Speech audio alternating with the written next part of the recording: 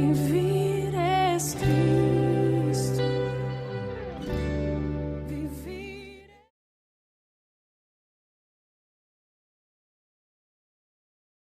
Buenas noches, ¿cómo están mis queridos hermanos? Comenzando una jornada más, un día martes de estudio bíblico.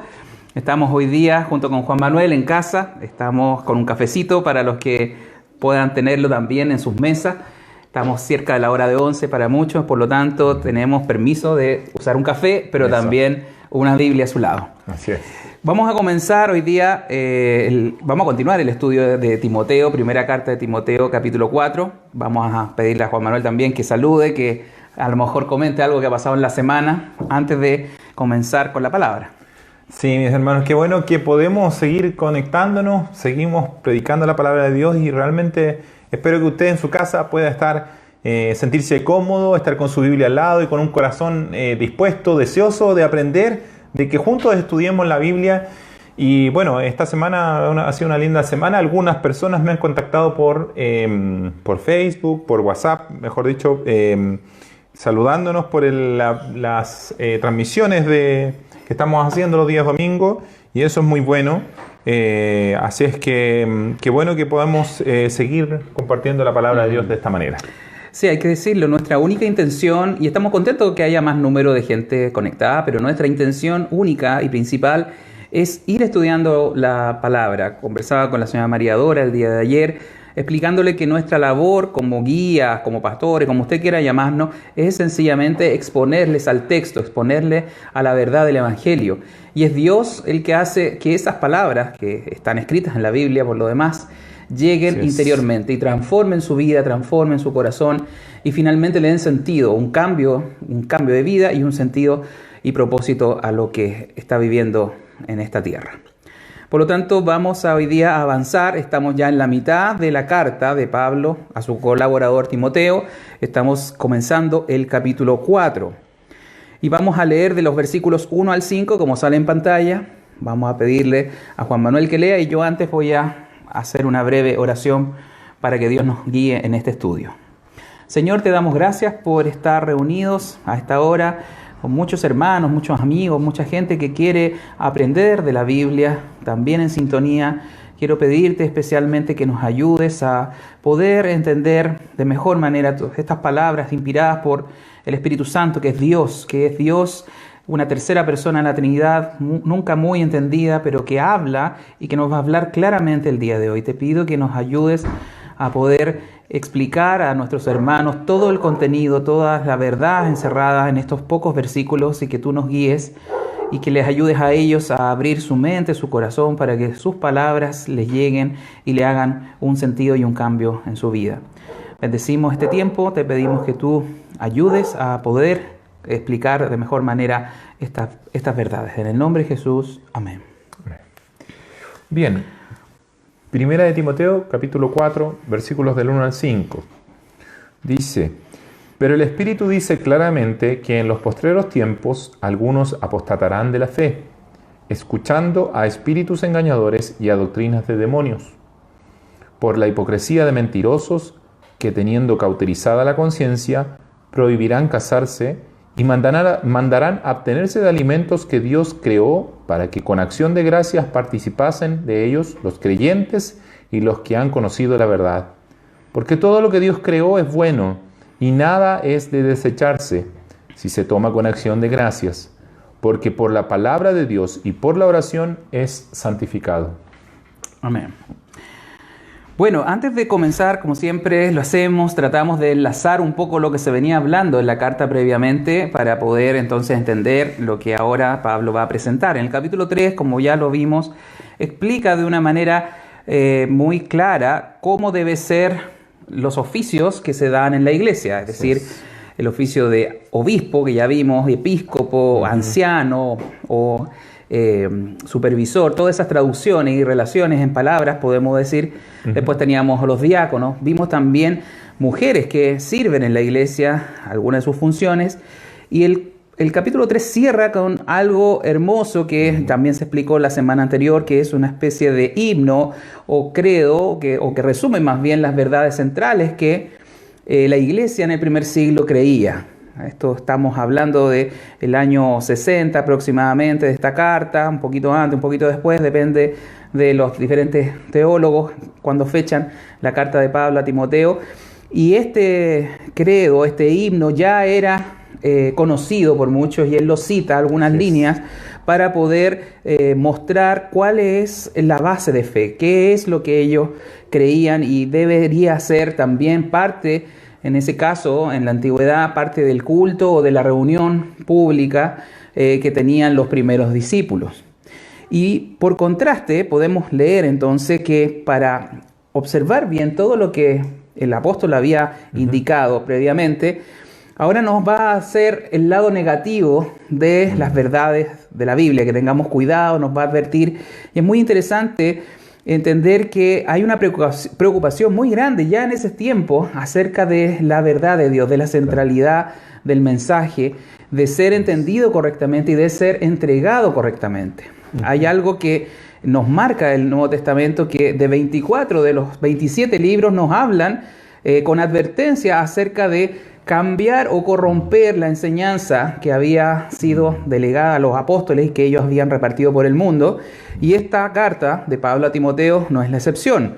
El capítulo que acabamos de leer, el capítulo 4, parte diciendo exactamente eso.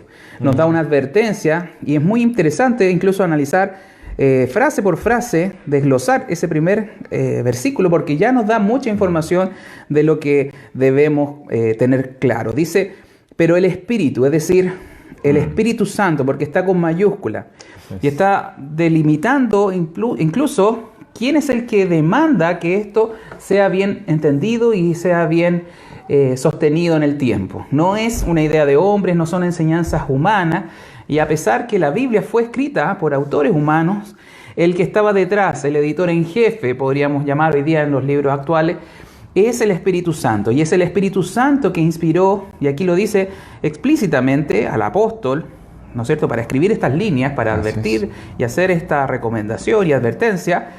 El Espíritu dice claramente, es decir, sin ninguna sombra de duda, sin ninguna posibilidad de que se haya equivocado, y está diciendo que el Espíritu dice claramente que en los postreros tiempos algunos apostatarán de la fe, escuchando a espíritus engañadores y a doctrina de demonios. Eso es lo que el Espíritu Santo quiere enseñarnos hoy en día, y tenemos que analizar el resto de la frase para saber y poder entender cuáles son esos postreros tiempos, qué significa apostatar de la fe y qué es escuchar espíritus engañadores y doctrina de demonios, porque ahí también algunas personas pueden irse a la fantasía acerca de la demonología y empezar a especular qué significa, en palabras más simples o en esferas un poquito más comunes, qué es escuchar a espíritus engañadores y doctrina de demonios. Y que es muy importante que lo entendamos con claridad, porque precisamente esto pretende advertirnos, darnos una advertencia. Entonces, si nos vamos por unas ideas esotéricas, místicas, no vamos a recibir bien la advertencia, porque vamos a estar mirando en lados que no son, y en donde es evidente el engaño, donde es evidente la obra demoníaca, no la veremos y podríamos ser engañados. Podríamos. Porque no. Si no estamos aprendiendo esto, estamos analizando esto para que usted no sea engañado. Exacto. Bueno, ¿qué dice el Espíritu Santo? Claramente que en los postreros tiempos, y ahí tenemos que definir primero ese marco temporal, ese marco cronológico. ¿Qué es postreros tiempos? La verdad que uno podría pensar, porque directamente el significado significa postrero, los últimos.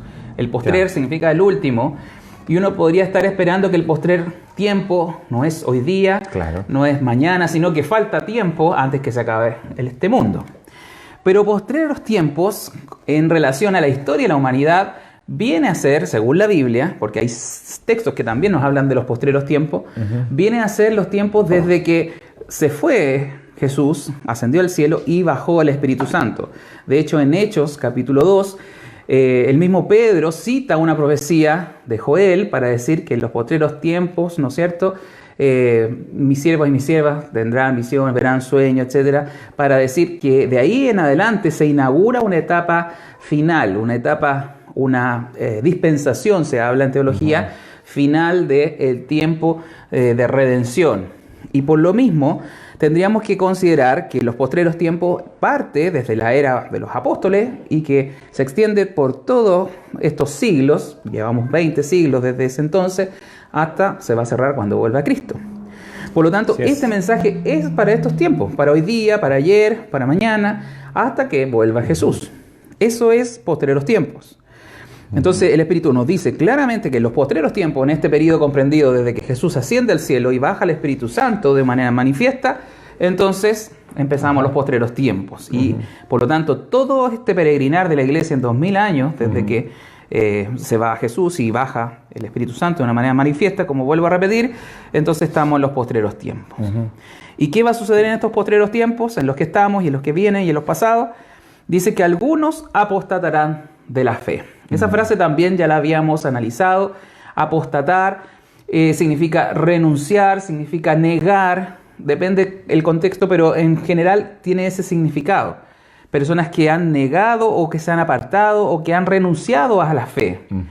Y ese es un concepto bastante global. Nos está hablando de que algunos, que no todas las iglesias, no todos los que creen se van a apartar de la fe. Pero ciertamente hay gente que por un tiempo persiste, cree, o aparentemente vemos que es un creyente, pero con el tiempo se apartan. Jesús lo representa, por ejemplo, en las tierras, cuando hace la parábola del sembrador. Alguna semilla cae en buena tierra y prospera y da fruto, pero habían otras semillas que caían en una tierra, por ejemplo en pedregales, donde con poca raíz se secaba. Entonces eso hablaba de grupos de personas que por un tiempo podían participar de la iglesia, pero finalmente su vida en una película completa no persistía. Y eso ha pasado antes, ha pasado en estos tiempos y va a seguir pasando, de apostatar de la fe. Aunque tal vez el significado más interesante es pensarlo como también lo plantea Pablo en la segunda carta de Tesalonicenses, que revisamos también hace un tiempo, que la sociedad completa o esta humanidad completa cada vez se aparta más de la fe, de las creencias cristianas, de la base social que, aunque algunos lo quieran negar, tenemos como sociedad occidental, que está basado en principios de la Biblia, en el concepto muy básico del hombre y la mujer, del matrimonio, conceptos que han pasado la prueba de miles de años. Hoy día, actualmente la sociedad cada vez lo está desechando, cada vez está renunciando a esos principios de fe.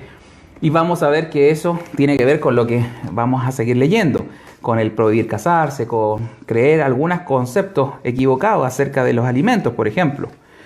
Por lo tanto, en estos postreros tiempos se está dando la apostasía, tal vez se dé en mayor número, en una manera más global. Los principios cristianos cada vez van a ser más contradichos, cada vez van a pensarse que están obsoletos, que hay una nueva sociedad que surge más moderna, con nuevos principios, con nuevos estilos de hacer vida familiar o vida comunitaria.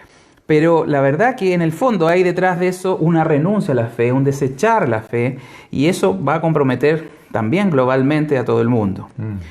¿Y qué es lo que está haciendo que se apostate de la fe y que en todos estos tiempos postreros se tergiverse la verdadera enseñanza? Bueno, ahí nos dice el final del primer versículo: escuchando a espíritus engañadores y a doctrinas de demonios. Y ahí quiero parar también, vamos a analizar, creo, esa frase, porque efectivamente hoy día el tema de los demonios, el tema de los espíritus negativos o malos, o ángeles caídos, cualquier denominación de eso, la gente tiende primero a caricaturizar eso como una especie de, ¿no es cierto?, el diablo o algún espíritu con cacho, con cola, con tridente, que se le aparecería a la gente. Pero la verdad que el trabajo de Satanás lo ha hecho desde el principio con Adán y Eva, es que se presentó, ¿no es cierto?, como algo representando a alguien.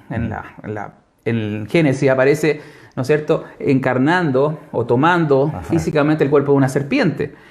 Y así vemos muchas veces en las confrontaciones, por ejemplo, de Jesús con Satanás, no es una pelea de poderes, de fuerza, de energía, de que me salgan rayos por los ojos y yo grite y yo me escandalice. Jesús tuvo confrontaciones verdaderas con espíritu, pero no hubo nada de esa pirotecnia o espectacularidad que la gente a lo mejor en su mente tiene acerca de eso. El espíritu engañador o los espíritus, o escuchar un espíritu engañador o doctrina de demonio, muchas veces es la influencia que pone Satanás en nuestras mentes, con ideas. Exacto. Es una guerra en el fondo, la guerra espiritual, lo que se denomina, ¿no es cierto?, hoy día hacer guerra espiritual en algunos contextos de iglesia, no tiene que ver con gritar, con reprender, con hacer alguna especie de parafernálica de oración mística, tiene que ver con defender la verdadera idea y no escuchar ideas contrarias a lo que la Biblia enseña.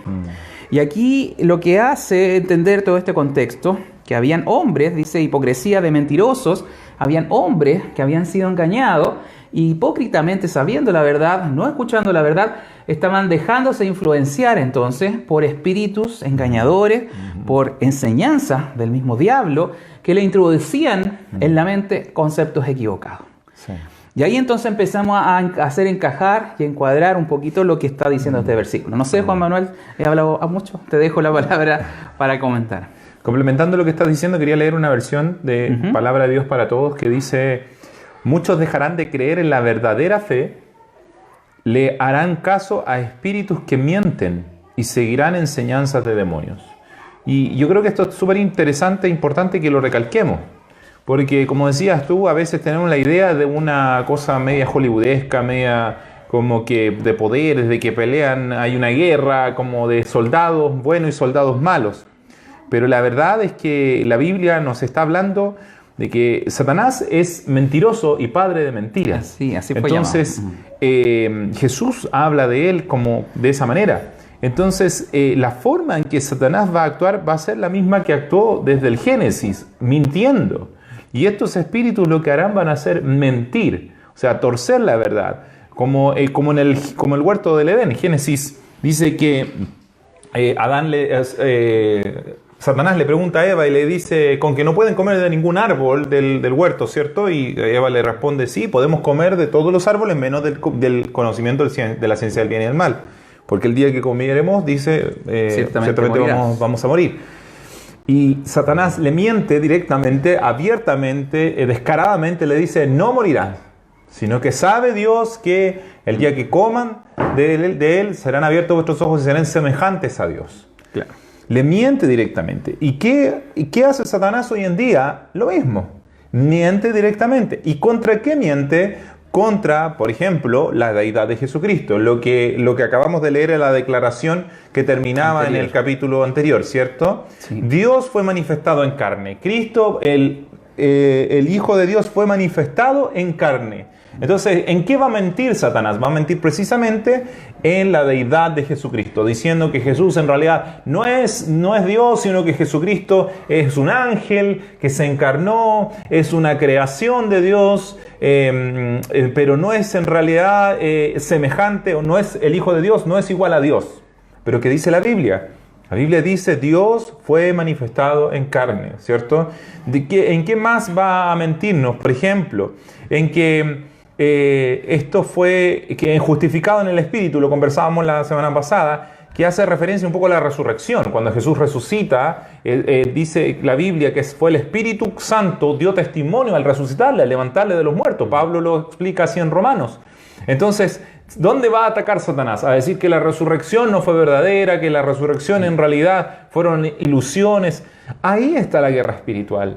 Ahí está precisamente el actuar de los demonios y se van a alejar de la verdadera fe. Satanás no va a aparecer con cachos espantando a todo el mundo, porque así no sería negocio para él. Y perdónenme que me alargue un poquitito esto, pero... Sí, hay que aclararlo bien esto. Claro, para que por ejemplo, ustedes saben, nosotros somos doctores, pero para que no sé si ha visto esos reportajes de los médicos fraudulentos, estos médicos que en realidad nunca pasaron por la universidad, pero atendían como si fueran médicos verdaderos.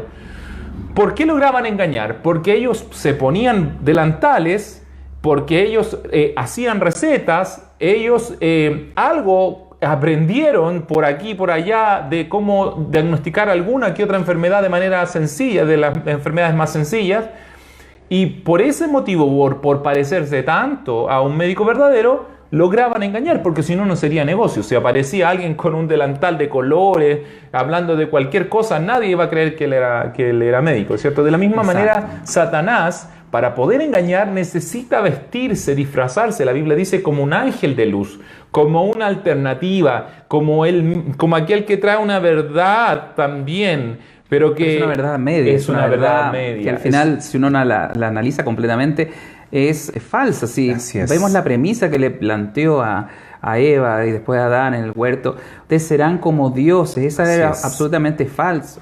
Pero le dijo, van a conocer el bien y el mal. Y ahí había algo de verdadero, porque Sí. de hecho cuando comieron descubrieron el bien y el mal. Exacto. Entonces es una verdad media. Exacto. Finalmente una verdad media es una mentira. Y ese es el... Y eso es lo que hace siempre, es manipular las versiones Así para finalmente otros propósitos y Sí. desconcentrarnos o confundirnos y finalmente caer en ese juego mentiroso. Así es, y por eso ponía el ejemplo del falso médico, porque el falso médico tiene que saber algo de medicina para poder engañar, si no sería muy fácil de descubrir. Sí. Así Satanás también, él se disfraza como que sabe de la Biblia, incluso frente a Jesucristo lo vimos, él en la tentación utiliza la Biblia.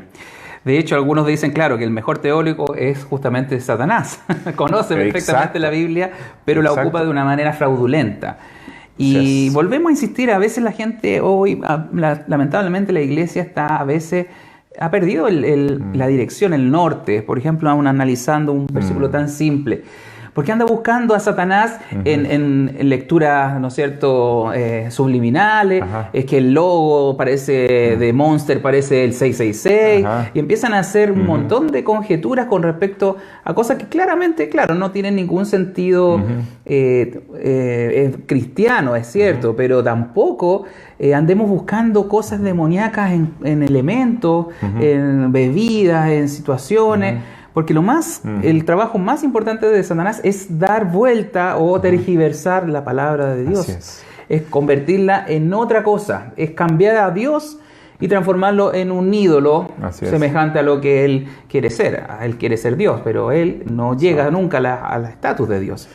Ese es el fundamento, por eso que dice el Espíritu nos está advirtiendo claramente que en estos tiempos van a haber falsas ideas, falsas doctrinas. Sí. Y eso va a hacer que mucha gente se aleje de la verdad. Vamos a decir, bueno, si era hermano, yo lo conocí, lo vi en una iglesia, pero finalmente ahora tiene una creencia tan extraña que ya no lo puedo tratar de Llamar hermano. cristiano, de hermano. Llegan a producirse tal cantidad de fábulas, de mitos y que empiezan a mezclarse con el cristianismo, ese sincretismo que se dio obviamente con Grecia, con Roma. Finalmente se fusionan religiones y al final... ¿cuál es lo cristiano? ¿Cuál es lo pagano? Pasaba que, y Pablo se esforzó mucho en hacer cautelar este mensaje y se lo encargó a Timoteo. De la misma manera, hoy día, 2000 años después, cautelamos a los hermanos de que aprendan bien la Biblia para descubrir el error, descubrir el engaño. Y precisamente los versículos que veíamos la semana pasada decía que la iglesia era columna y baluarte de la verdad, o sea, aquella que debía sostener y defender la verdad. Sí, por eso es tan importante lo que estamos diciendo, que debemos estudiar bien la palabra de Dios. A veces nos gusta la caricatura, vuelvo a decirlo, no, que el testimonio de que tal persona en tal casa pasan cosas, venga a orar aquí porque aquí hay que espíritus. Eso es algo, es perder el tiempo. Sinceramente es perder el tiempo. Si usted quiere luchar contra Satanás, aprenda la Biblia, léala bien y predíquela. Y ahí realmente va a estar luchando contra Ese es Satanás. el mayor temor del enemigo, obviamente. Exacto. Personas que conozcan la Biblia, que la apliquen en sus vidas y que la enseñen correctamente a otros. Eso es realmente una iglesia que es columna y baluarte de la verdad. Pero ciertamente que esto ocurrió en los siglos anteriores, ocurre hoy día, va a seguir ocurriendo. No podemos por ese lado asombrarnos o pensar que ¿será que estamos tan mal que vemos esta situación? No, la Biblia nos predijo, nos enseñó, el Espíritu lo advirtió claramente a la iglesia a través de estos escritos que eso iba a pasar.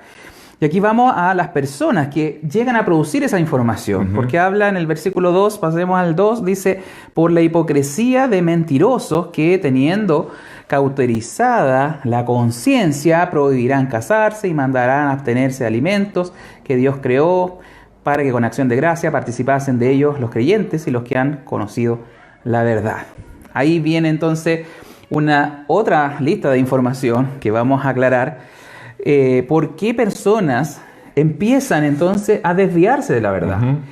Ellos captan estas ideas, se les meten en su cabecita ideas, el diablo filtra esas ideas que prosperan en personas, que hacen de esto su propia verdad. Hay una hipocresía en eso. ¿Por qué? Porque obviamente saben que no es la verdad, tienen alguna idea de que esto no es correcto, pero les parece tan buena esta nueva revelación, hoy día la presentan como un gran descubrimiento, verdades que realmente son doctrinas de demonios, les parece una gran verdad y hay una hipocresía detrás porque hay otros beneficios que ellos quieren obtener, hay otras ventajas que van a lograr al predicar cosas errada, porque dice teniendo cauterizada la conciencia, es decir, endurecida, cauterizada. Usted conoce ese concepto, que no siente nada, algo cauterizado, ya se hace insensible a que la conciencia le alarme y le avise de que eso está mal.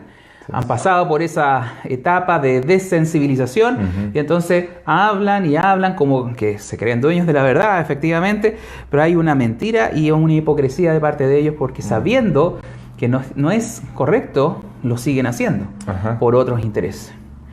Y ahí vamos a ir a la parte del versículo 3 que pone dos ejemplos que son bastante interesantes. Son interesantes porque habla de prohibir casarse y abstenerse de alimentos que Dios creó. Y ahí está un poco la clave, también lo repite en el versículo 4. Estos dos elementos son instituciones, son cosas que Dios mismo las dispuso para nosotros. El casamiento no es una idea humana, a pesar que hoy día la sociedad, ¿no es cierto?, tiene sus instituciones legales, el registro civil, donde usted hace la ceremonia y por la ley de los hombres usted también se casa. Pero existía antes de que... A eso vamos, la Biblia lo señala, lo pone en Génesis cuando dice, dejará, ¿no es cierto?, el hombre a su padre, a su madre, se unirá a su mujer y los dos serán una sola carne. Esa es la institución del matrimonio, antes incluso que Adán y Eva, ¿no es cierto?, tuvieran descendencia para explicarle eso a sus hijos. Es una palabra antiquísima que Dios pone en el Génesis para que entendamos que es una institución creada por Dios. Para procrear, para fructificar, para generar la humanidad. No existiría si no hubiese procreación, si no hubiese un hombre y una mujer que se juntan para generar hijos. Por lo tanto, es su diseño, es su idea. Y por otro lado tenemos los alimentos. ¿Qué podemos decir? Si los alimentos son parte de la naturaleza. Tenemos plantas, tenemos diversos tipos de frutos, diversos tipos también de animales que hoy día comemos. Y vamos a analizar un poquito eso porque también dicen algunos, no, es que las carnes no, es que... Vamos a explicar un poco esos conceptos. Pero es interesante que hay unas prohibiciones, vienen desprendidos de una mala enseñanza, prohibiciones acerca de cosas que Dios creó y que las hizo para nuestro beneficio, para nuestro sustento, en el caso del alimento, y para poder reproducirnos y seguir formando familias, que también es base de la sociedad. Y permítame que lo digamos así tan directamente, pero aquí precisamente usted va a identificar dos grupos que son parte supuestamente del cristianismo en el cual se cumple esto. Uno es el más evidente, es la Iglesia Católica, que dice prohibirán casarse. Usted lo puede ver, ya lo vamos a analizar con detalle, pero también está el de abstenerse. Hay otros grupos que mandan a abstenerse de alimentos y que se identifican como cristianos o que tienen su raíz, digamos, de la Iglesia cristiana, de la Iglesia original, pero que fueron poco a poco desviándose y normando, poniendo normas sobre la Biblia, poniendo instructivos que nunca estuvieron en la Biblia y que terminaron siendo más importantes que la Biblia. Y ese es el punto. Ahí está el punto, sí. Mira, con respecto a prohibir casarse, yo creo que podemos convenir con todos los que nos están escuchando y nos ven, que en realidad la sociedad cada vez más pareciera en contra del matrimonio, en muchos aspectos. No vamos a entrar en tanto detalle, pero sí prohibir casarse, o por lo menos no auspiciarlo, o no generar instancias para que eso se realice, sino fomentar que la gente conviva, que la gente ya pueda emparejarse y vivir y tener hijos fuera del matrimonio, que no es lo ideal. No digo que perdón, no pase, pero no es el plan ni el diseño de Dios. Eso estamos claros. Pero la sociedad completa está alentando el no casarse. No lo dice de una manera explícita, pero sí implícita. Claro.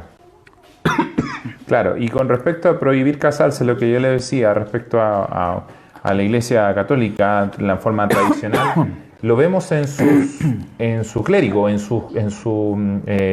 digamos, en los curas, en ellos que toman este celibato, ¿cierto? Que alguien puede decir, pero ahí no hay prohibición, ahí es una cosa voluntaria.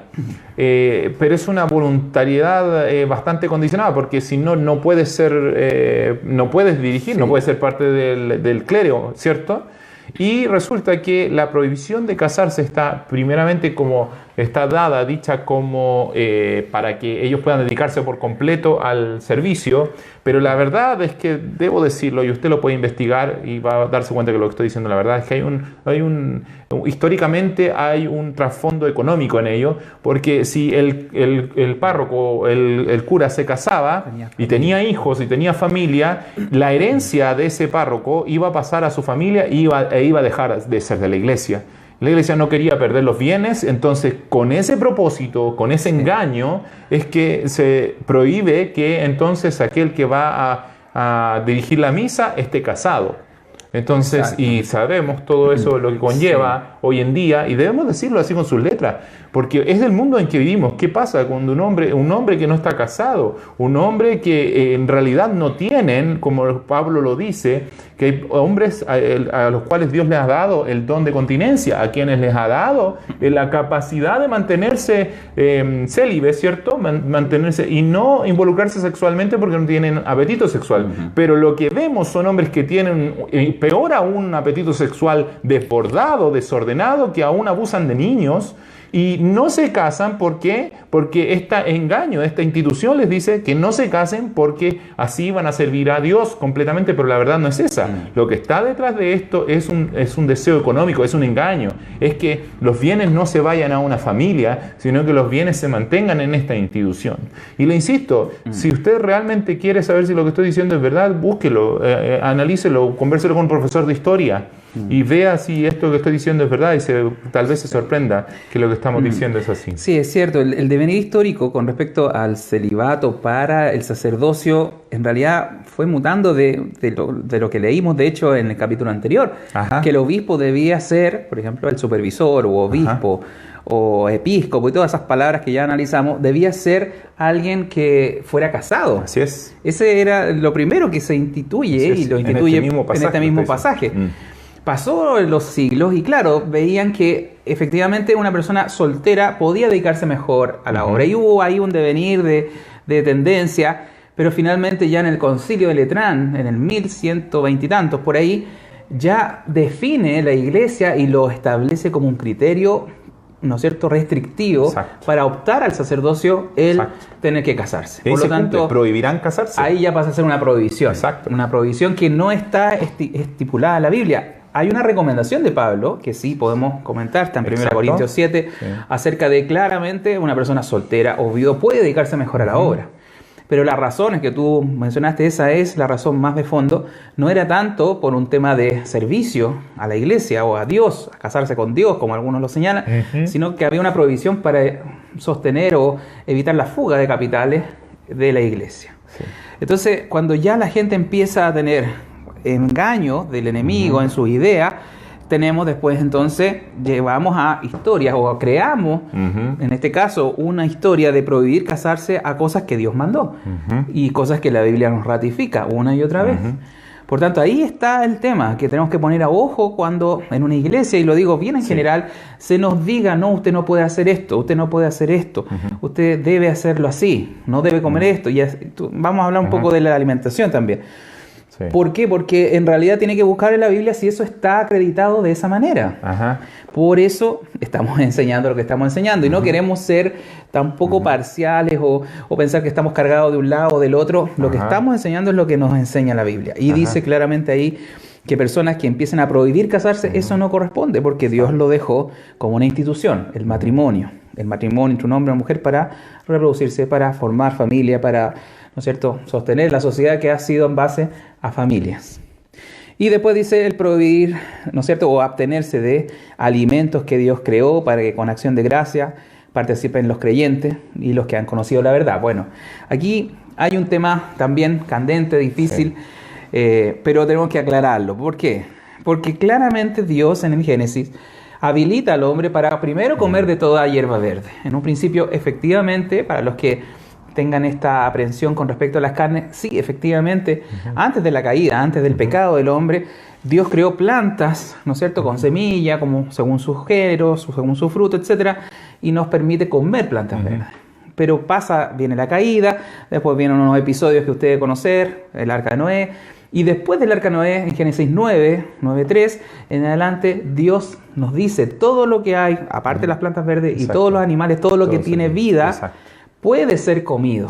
Entonces hay una amplitud de plantas verdes ahora a animales que tengan vida, menos comernos a nosotros mismos, porque dice su sangre con su sangre.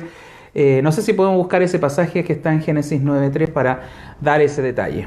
Y ahí entonces se amplía desde solamente vegetales o cosas verdes a hacer una alimentación omnívora o carnívora, como quiera llamar. Pero ciertamente al pueblo de Israel pasó el tiempo, estamos haciendo un recuento histórico desde Génesis de toda la humanidad, viene Éxodo, viene el pueblo de Israel formándose y Dios le indica en su peregrinar por el desierto, y ahí comienza entonces a haber restricciones para Israel en cuanto a la alimentación. No comer animal de pezuña hendida, es decir, el famoso cerdo, por eso los judíos no comen cerdo. Le hace recomendaciones que tenían que ver probablemente con elementos sanitarios. Usted sabe que el cerdo come mucho desperdicio y había mucha infección en ese entonces probablemente. Y hace restricciones con ciertos animales que son catalogados como limpios y animales impuros, limpios e impuros. Pero pasa el tiempo y llegamos después a la época del Nuevo Testamento y viene Cristo mismo y dice, no hay problema con lo que usted come, porque lo que usted come se va a la letrina, lo explica Jesús así de claro. Tengo el pasaje que me parece súper interesante que lo veamos. Claro, que veamos todo el trayecto histórico. Porque Jesús dice, no, lo que come usted se va a la letrina, se va al baño, pero del interior vienen los malos pensamientos. Exacto, porque el tema de la alimentación de los judíos, que si bien tiene ciertos aristas, digamos, médicas, de salud, que son interesantes, por sobre eso tenía un interés en Dios de hacer de un pueblo distinto, un pueblo que fuera diferente al resto de los pueblos, ¿cierto? Que claramente iba a mantener una mejor salud, que iba a mantener una mejor una comunidad más segura, pero también tenía que ver mucho con algo ritual, por así decirlo, ¿cierto? Con ceremonial y de estar apartados. Pero ahora sabemos que en Cristo somos apartados mediante la fe en Él. Eso es lo que nos hace diferentes del mundo, no lo que comemos. Y Jesús precisamente eso es lo que recalca, porque se le acercaron, esto está en Marcos capítulo 7, se le acercaron los fariseos a hablarle, a tentarlo y a decirle, ¿por qué tus discípulos comen con las manos inmundas? Comen el pan con manos inmundas, no se las lavan, porque los fariseos tenían esta tradición, esta indicación de lavarse muchas veces las manos antes de comer. Algo que uno podría decir, no está mal, que tiene de malo que manden, sobre todo hoy en día en tiempo de pandemia, lavarse las manos, no tiene malo. No es malo. Jesús no está en contra de lavarse las manos, Jesús está en contra de la hipocresía de los fariseos, porque ellos creían que por lavarse las manos se iban a hacer más santos. Y ahí está el punto, y ahí está el tema de la comida. Cuando nosotros creemos que por comer algo o dejar de comer algo vamos a ser más santos, y eso es ir en contra de la fe, precisamente. Por eso ahí en Timoteo Pablo habla y dice que algunos prohibirán casarse y otros abstenerse de alimento. ¿Cuál es el problema del abstenerse del alimento? Que el abstenerse del alimento tiene un propósito ritual, tiene un propósito sacramental, por así decirlo, de santificarse a sí mismo. Pero, sin embargo, Jesús es claro en decir que nada de lo que entra en el hombre contamina al hombre, sino lo que sale de su corazón. Y mire, y Jesús les habla y les dice que le dice a los fariseos, ustedes son hipócritas, porque invalidan la Biblia con sus tradiciones. Invalidando el versículo 13, el capítulo 7, versículo 13 dice, invalidando la palabra de Dios con vuestra tradición que habéis transmitido. Y este es el mismo problema que está planteando Pablo a Timoteo. Le está diciendo que había quienes terminan invalidando la Biblia por imponer ideas totalmente ajenas. Invalidando la palabra de Dios, dice Jesús, con vuestra tradición que habéis transmitido, y muchas cosas hacéis semejantes a estas. Y llamando así a toda la multitud, mire este detalle, Jesús llama a todo el mundo, a todos los que estaban ahí, les dijo, oídme todos. Y es como que hoy día lo pudiéramos decir de nuevo, oigan todos, todo el mundo, por favor escuche esto. Y entended, dice Jesús, no hay fuera del hombre que entre en él que le pueda contaminar. por lo que sale de él, pero lo que sale de él, eso es lo que lo contamina. Eso es lo que contamina al hombre. Si alguno tiene oídos para oír, oiga. Y vuelvo a decirlo, es como si hoy día dijéramos, escuche, entienda, todo el mundo, escuche, nada hay que entre en nosotros, que comamos, que nos pueda contaminar espiritualmente. Y después los discípulos tampoco lo entendieron mucho y le piden que le explique. Y Jesús les dice, ¿también vosotros estáis sin entendimiento? ¿No entendéis que todo lo de fuera que entra en el hombre no le puede contaminar? Versículo 18. Y en el 19 dice, porque no entra en su corazón sino en el vientre y sale a la letrina. Esto decía haciendo limpio todos los alimentos, refiriéndose por supuesto al cocinarlo, ¿cierto? Al prepararlo, a la preparación, ¿cierto? Pero decía que lo que del hombre sale, eso contamina al hombre. Porque de dentro del corazón del hombre salen los malos pensamientos, los adulterios, las fornicaciones, los homicidios, etcétera, los hurtos, etcétera. Entonces el tema aquí, Jesús está diciendo, óigame todos, escuchen todos y entended. Y lo más chistoso, por así decirlo, o lo cómico del pasaje es que ni sus discípulos entendieron. Sí. Pero Jesús no deja lugar a dudas porque lo explica. Lo explica bien. Lo explica bien y dice, mire, cuando usted come, esto no llega a su corazón, esto llega a su guatita. Y de la guatita pasa al baño. A su corazón, entendiendo, no el corazón físico. Porque alguien podría decir, sí, pero el colesterol se llega a mi corazón. No se refiere al corazón físico. Jesús está hablando del alma. Sí. Es un sinónimo, cuando dice corazón ahí, es un sinónimo de alma o de espíritu, de lo inmaterial de nosotros. Sí. No llega a lo inmaterial. ¿Qué es lo que nos contamina? Aquello que sale de nuestra boca. Eso sí. Claro, hay que volver a insistir en estos puntos porque efectivamente el cuerpo no es que no tenga importancia y queremos aclararlo bien, sobre todo para que no se piense mal de nosotros que están mandando a que coma nomás, coma chatarra, haga lo que quiera con su cuerpo porque se va a ir al cajón y se va a descomponer. Sí, es cierto. Pero Dios obviamente que ve las cosas en un equilibrio perfecto. Ajá. Sabemos que el deseo de Dios es rescatar nuestra parte espiritual, nuestra parte inmaterial. A eso vino, no vino a tanto a sanar, tanto a mejorar nuestra calidad de vida como cristianos, sino básicamente a rescatarnos del infierno. Esa es su gran misión. Y le da siempre énfasis a lo espiritual. Nuestro cuerpo sí recibe el alimento, se nutre de eso, crece, se desarrolla por la alimentación, pero no es el punto más importante que la Biblia hace énfasis, sino que obviamente, y ahí está la combinación de cosas entre el alimento, ¿me puede afectar espiritualmente? No, de hecho Jesús lo dejó claro. Más adelante Pedro, de hecho, también costándole entender este concepto, que no se juntaba con gentiles, no comía con ellos, tiene una visión y ve bajar cuadrúpedos, ¿no es cierto?, en un lienzo, y le decía esa voz, anda, mata y come. Y él decía, no puedo comer porque son animales prohibidos.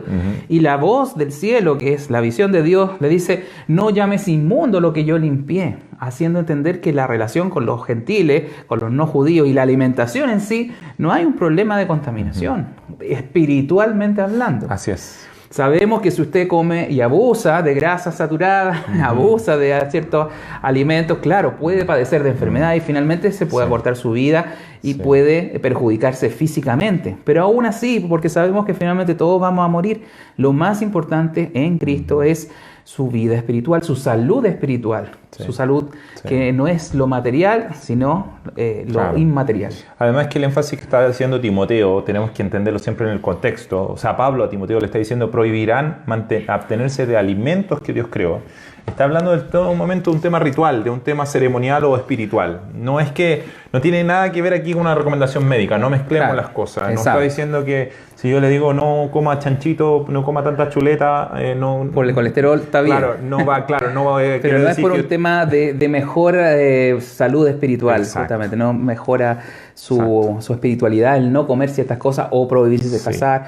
Y así hay muchas normas que se ha impuesto en la iglesia que a través de Cristo nos hace libres de ciertas ceremonias, ciertos ritos. Él cumplió toda ceremonia, Él cumplió todo rito, y culturalmente, a pesar de que la gente tiene ese arraigo en ciertas cosas físicas, Cristo las liberó porque Él es nuestro reposo. Exacto, perdón, lo que quería decir es que no nos confundamos. No, esto no nos está diciendo que seamos desordenados en nuestra alimentación y Claro. que comamos lo que quieran. No es eso lo que está hablando. Está hablando de que espiritualmente nadie puede prohibir o decir que por comer algo yo Sí. voy a ser menos espiritual, voy a estar contaminado o voy a ser rechazado por Dios. Eso es antibíblico y eso es lo que tenemos que Sí. recalcar. Eso va en contra de las enseñanzas de la palabra de Dios, de que yo por comer algún alimento me voy a sentir contaminado. Claro. Y en cierta manera, yo sé que, mire, ha sido tema polémico por los siglos esto de los alimentos. Sí. Así que no lo vamos No es a... nuevo, no es de Exacto. ahora, pero nuevamente volvemos al punto de que va a haber gente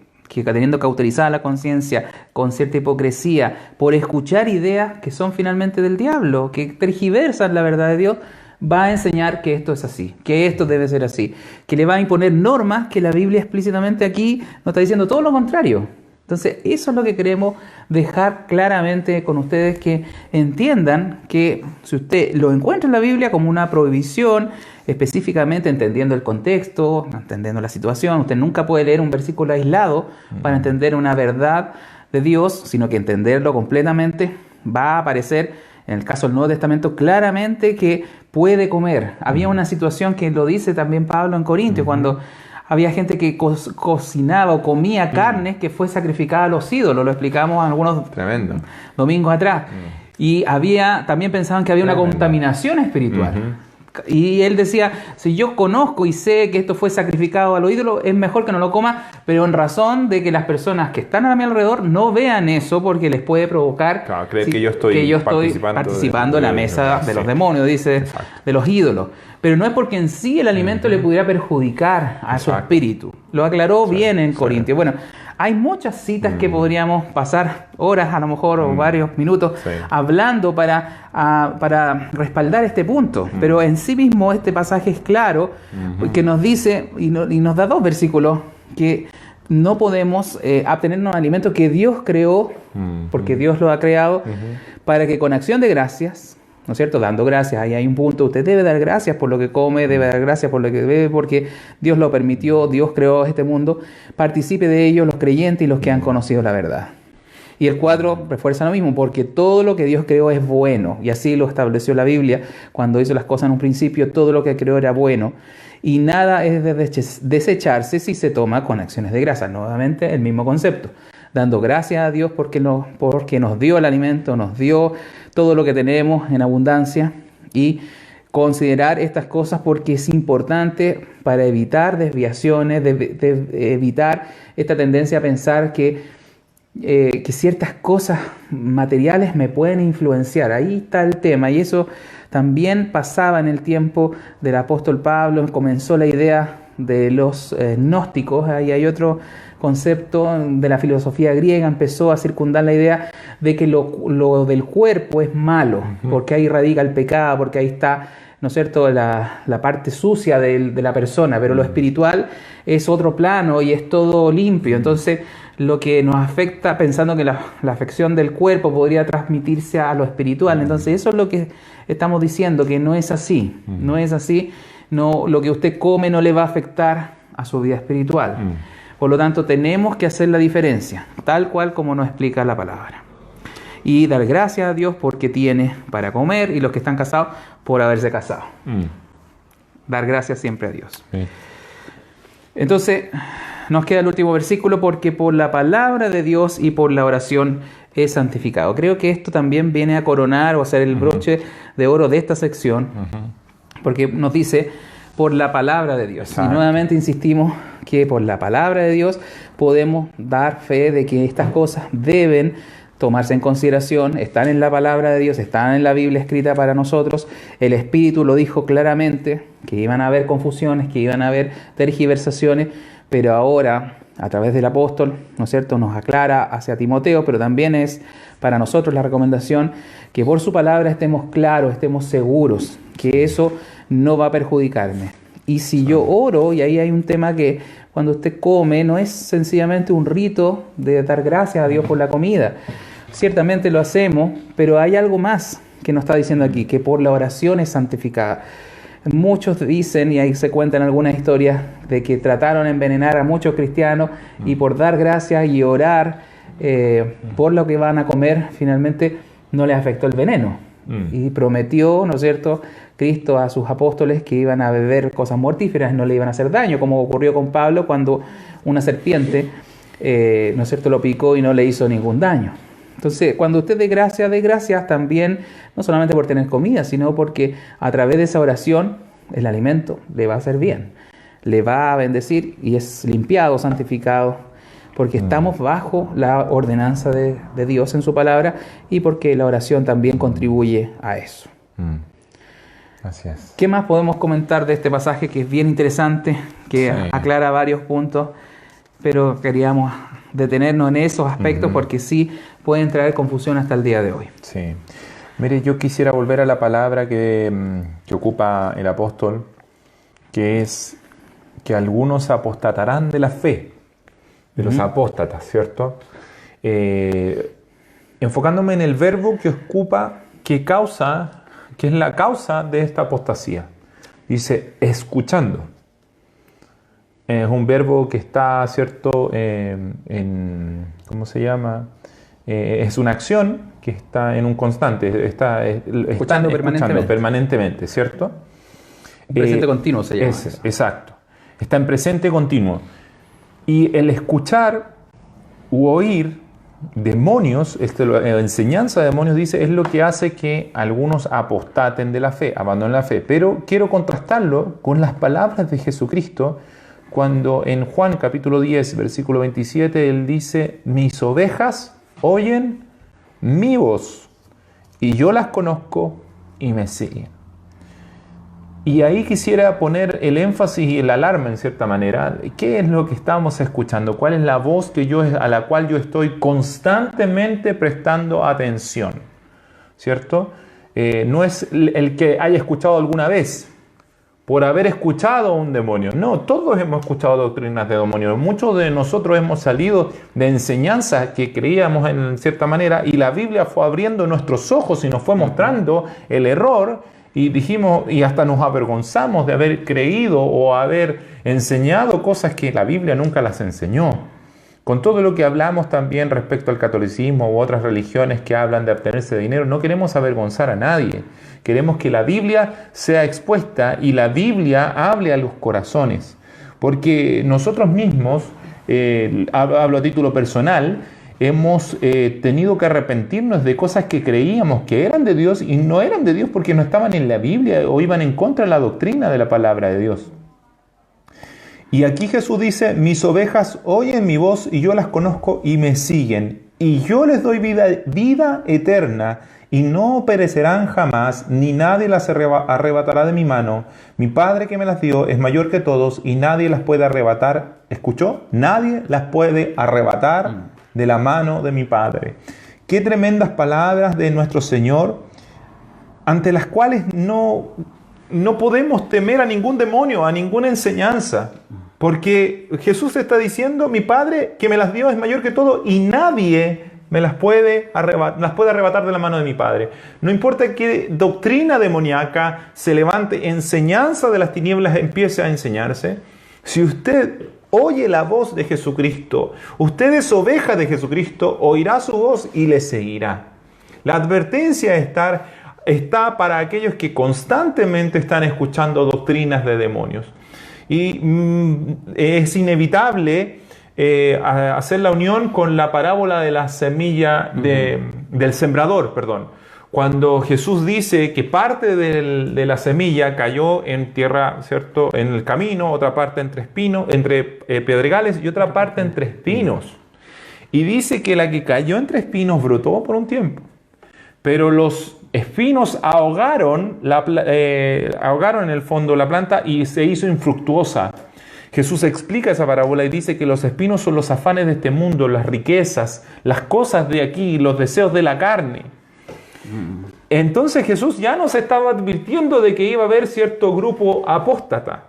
Sí. No es algo, que Pablo, el apóstol, esté inventando propio. Jesús ya nos había dicho, mire, parte de la semilla, que es la palabra, que es el mensaje, que es el evangelio, va a caer en corazones que aman más el mundo que a Dios, que aman más su carne, que aman más sus deseos, que aman más sus placeres que a Dios. Entonces, cuando un demonio empiece a hablar de cosas seductoras, de cosas que ayudan en este mundo, venga, ponga su ofrenda y va a ser millonario, ore y crea en el Señor porque Dios le va a dar un jet privado y usted va a poder viajar por el mundo, y ese tipo de doctrinas que uno empieza a escuchar, enseñanzas que le dicen si usted lo cree, si usted lo visualiza, si usted lo imagina, lo va a recibir, empiezan en esos corazones a aflorar y a decir, y empiezan a crecer más, como espinos que son, a crecer más esa doctrina que la palabra de Dios, y finalmente la palabra en ese corazón, dice Jesús, se hace infructuosa. Se hace infructuosa. Entonces la advertencia está en dónde, qué estoy escuchando, dónde está mi corazón. O de qué me estoy alimentando, ¿de qué? ¿Cuál es la el idea fondo que prevalece, que Exacto. yo sigo escuchando? Si yo entiendo que hay una equivocada prédica, versión de la Biblia, y yo le pongo atención y la sigo escuchando, claro, terminó convenciéndome, Así me va a es. terminar engañando y siendo finalmente cauterizándome la conciencia Ajá. para seguir creyendo lo que a mí me parece que es correcto. Ajá. Pero necesitamos volver a la norma, a la ortodoxia, eso significa Así es. ortodoxia, la correcta o la perfecta palabra de Dios, o doxología, Sí. de ahí viene.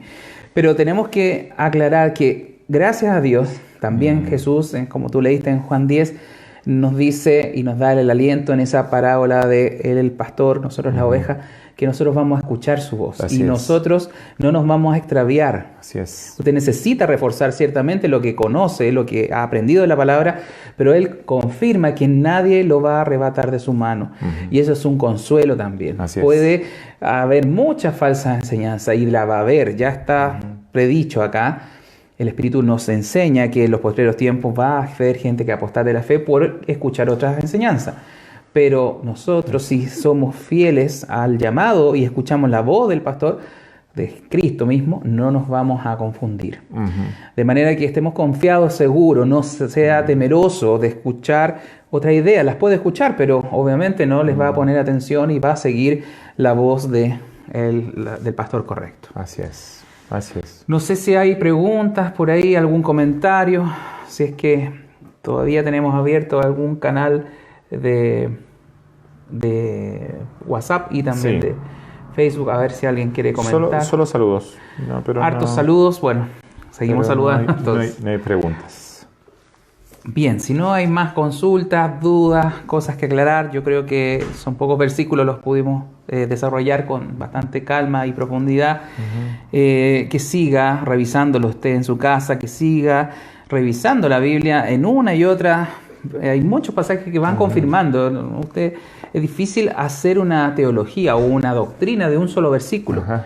¿Por qué? Porque la Biblia en sus enseñanzas básicas y principales siempre las repite en otras partes. De manera que usted puede tomar esta enseñanza, buscar textos paralelos o textos que hablen del mismo concepto, y en especial el caso de Pablo. Pablo repite estos conceptos en Corintios. Nosotros tenemos también otros capítulos y otras personas como Pedro que habla un poquito de cosas por el estilo. Entonces tenemos que él recibió esa visión de no llamar impuro lo que Dios había limpiado para la contaminación espiritual, a eso se refería. Entonces voy a sumar varios textos para que se haga una comprensión más global y más completa de esto que hemos hablado hoy. Y sigamos escuchando la voz de Dios y al Espíritu Santo que nos habla por intermedio de estos textos. ¿Algo más que agregar entonces, Juan Manuel? No. A escuchar, a prestar atención. Jesús dijo, el que tenga oídos para oír, oiga lo que el Espíritu dice. Así lo dice también en Apocalipsis, ¿cierto? Oigamos, si tenemos oídos, si podemos entender, oigamos, prestemos atención a la voz del Señor, porque si estamos ociosos seremos vulnerables a escuchar doctrinas de demonios y tal vez ser engañados. Y si ha sido engañado, arrepiéntase, Dios es misericordioso, perdona los pecados y puede cambiar todo corazón. Y si se siente bendecido con esta enseñanza, prospere, siga adelante, no la abandone. Jesús le dijo a los judíos que habían creído, si ustedes perseveran en mi palabra, serán verdaderamente mis discípulos y conocerán la verdad y la verdad les hará libres. Amén. Gracias por esa verdad que Dios nos da a través de la Biblia. Y esa es nuestra intención, seguir hablando la verdad, hablando y analizando estos textos para que quede claro, mucho más claro, de que si usted lo lea solo, le podamos ayudar a entenderlo bien, completamente, y poder crecer en el conocimiento de Dios. Te pido, Juan Manuel, que ores para terminar, y así nos estaremos encontrando el domingo y en la semana, el próximo martes. Oremos.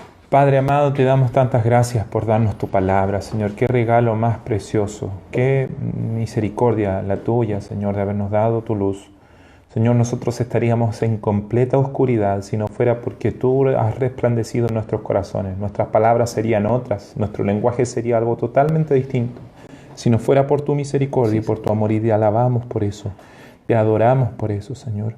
Y rogamos que perdones, Señor, nuestras equivocaciones, Señor, nuestros errores, Dios, y purifiques nuestra alma y nuestro corazón, haciendo de nosotros instrumentos cada día más pulidos, más útiles en tus manos, Señor. Tu misma palabra lo dice, que si nos limpiamos de todo aquello que es vergonzoso, Señor, entonces seremos instrumentos útiles, preparados para toda buena obra.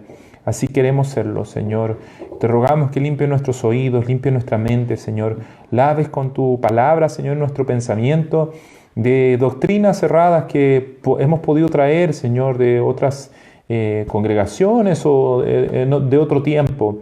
Y ayúdanos a renunciar, Señor, de ideas e incluso políticas que puedan estar muy arraigadas en nuestro corazón, a las cuales se nos hace difícil renunciar porque tienen que ver con nuestra historia, a veces hasta familiar, pero que van en contra de tu verdad, van en contra de tu palabra, Señor.